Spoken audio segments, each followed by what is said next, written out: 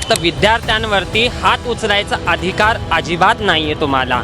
विद्यार्थ्यांनी काही चुकीचं केलं नाही, हे बघा आपल्याला संविधानाने पूर्ण अधिकार दिलेला आहे। College students with the youth because the paper which have been leaked is a very unfair decision and Dharmendra Pradhan should be resigned because I am so much well educated and graduated from Tolani College of Commerce, but still we do not have any job opportunities. On top of that we are facing a huge discrimination.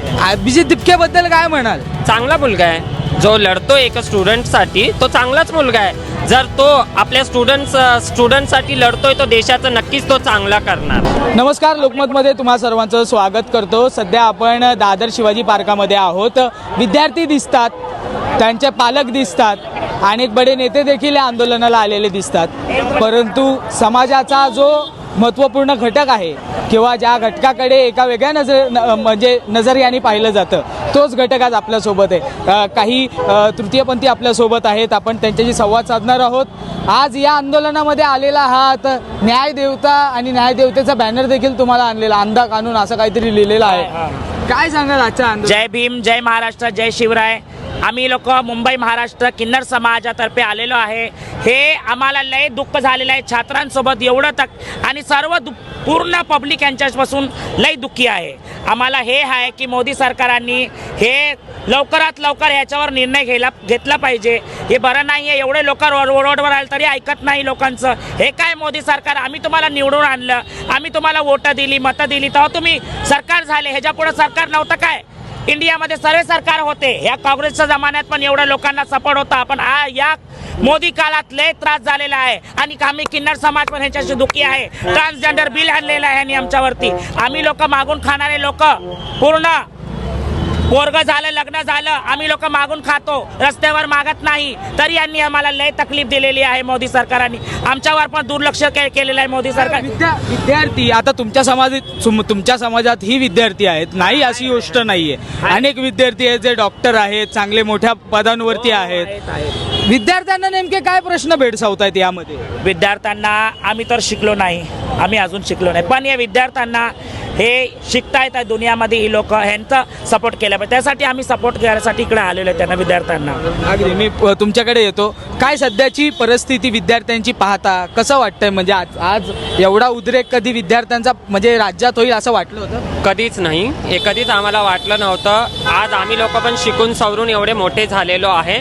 मी शिकलेली व्यक्ती आहे, पण आमच्या पुरा education तुमचं? माझं मी graduation complete आहे। Graduation काय म्हणजे कुठून केलं? मलाडमध्ये। ओके, कुठली साईट कुठली होती? माझी कॉमर्स होती। कॉमर्स होती। म्हणजे एक गोष्ट पाहणं फार महत्त्वाचं आहे, ज्या समाजाला दुर्लभ समाज आहे, ज्या समाजाला एका वेगळ्या नजरेने पाहिलं जातं, त्या समाजामध्ये पण विद्यार्थी आहेत, त्या समाजामध्ये देखील उच्च शिक्षण घेणारे विद्यार्थी आहेत। एवढंच नाही तर आपण पाहिलं की अनेकदा या विद्यार्थ्यांच्या माध्यमातून आरोप केले जातात की जो नेता आहे, मंत्री आहे, त्याचं शिक्षण किती आहे, ते त्यांना त्या पदावरती का बसवलं जातं? तुम्ही एज्युकेटेड आहात, वेल एज्युकेटेड आहात, म्हणून तुम्हाला हा प्रश्न विचारतोय।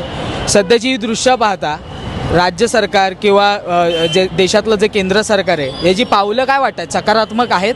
ही नकारात्मक आहेत पुरे पावलं। का? कारण मला जर विचारत असाल तर विद्यार्थ्यांवरती हात उचलायचा अधिकार अजिबात नाहीये तुम्हाला। विद्यार्थ्यांनी काही चुकीचं केलं नाही, हे बघा आपल्याला संविधानाने पूर्ण अधिकार दिलेला आहे। जर तुम्ही बघायला गेलं संविधानामध्ये 19 कायदा जर 19 जर तुम्हाला माहिती असेल तर तुम्हाला हे पूर्णपणे माहिती असायला हवे की आपल्याला स्वतंत्रपणे बोलण्याचा अधिकार आहे, आपल्याला स्वतंत्रपणे चालण्याचा अधिकार आहे, आपल्याला स्वतंत्रपणे सभागृह मांडण्याचा अधिकार आहे।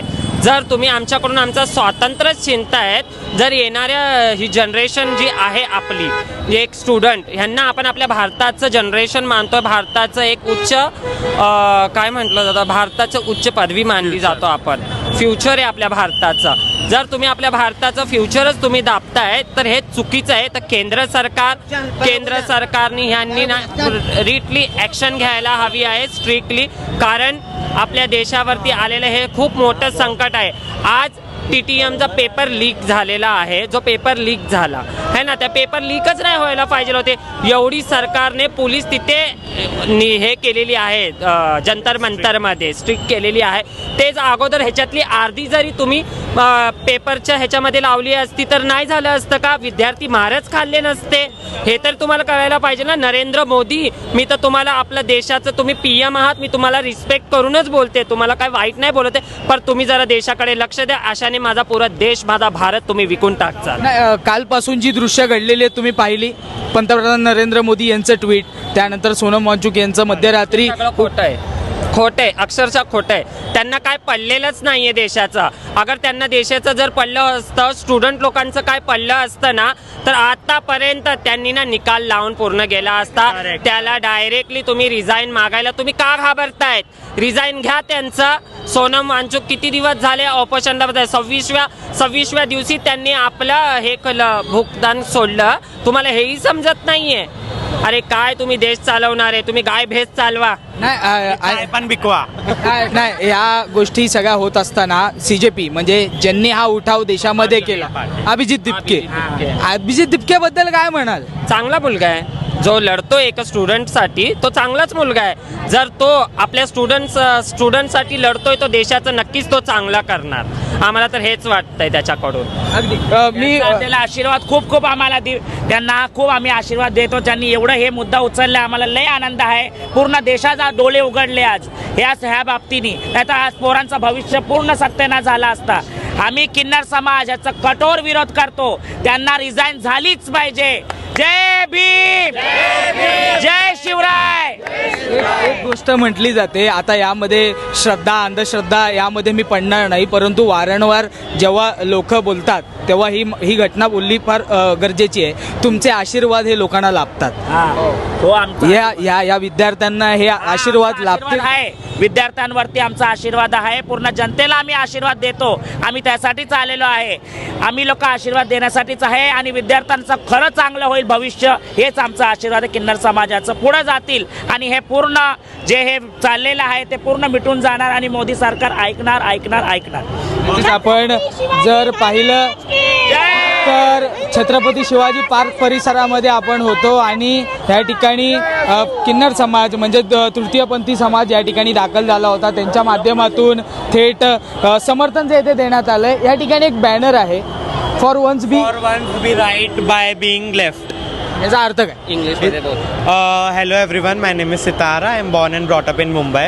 So this is my entire transgender community, and we really with the college students, with the youth, because the paper which have been leaked is a very unfair decision, and Dharmendra Pradhan should be resigned, because I am so much well educated and graduated from Tolani College of Commerce, but still we do not have any job opportunities. On top of that, we are facing a huge discrimination. A month before that, the bill also have been passed, that is trans bill. So हमारे trans लोगों के साथ भी उन्होंने कुछ खास व्यवहार नहीं KIA है. तो मैं आप सबसे यही विनती करती हूँ कि आप सब युवाओं को साथ दीजिए, because we are the future and we are having the rights to protest. So that's it. Thank you. जेन्झीज हे उतरलेले आहेत. मला एक प्रश्न राहिला, कसे वाटतात हे जेन्झीज? इतक्या नाही म्हणजे इतक्या वर्षांपासून तुम्ही या समाजात वावरत आहात, विविध घटकातली तुम्ही लोक पाहिली असतील, कधी तुम्हाला अनेक गोष्टी सहन कराव्याही लागल्या असतील. जेन्झीज कसे वाटले? माही इकडे जेन्झीज कसे वाटले? जेन्झीज आपले जेन्झीज हा, हे कसं? खूप उत्तम. माझ्या भारताचे हे शूरवीर आहेत. शूराच्या वरतून शूरवीर आहेत. आमच्या जेन्झीज लोकांचं आम्ही अभिवादन करतो मोठ्या मनाने आणि पुऱ्या जनतेचं पण अभिवादन करतो. नक्कीच आपण जर पाहिलं त्यांच्या माध्यमातून उत्स्फूर्त प्रतिसाद या मोर्चाला दिलेला आहे. विद्यार्थ्यांना आपण जर पाहिलं तर यश लाभो या लढाईतून, असे देखील आशीर्वाद त्यांनी दिलेले आपल्याला पाहायला मिळतात. त्याचमुळे नक्कीच अशी आशा आहे की येणाऱ्या काळामध्ये सरकार जी आहे ती योग्य भूमिका घेईल आणि या विद्यार्थ्यांना न्याय देईल. मुंबईहून मी आदित्य जाधव, कॅमेरामॅन आदित्य कासारेसह तुम्ही पाहतात लोकमत.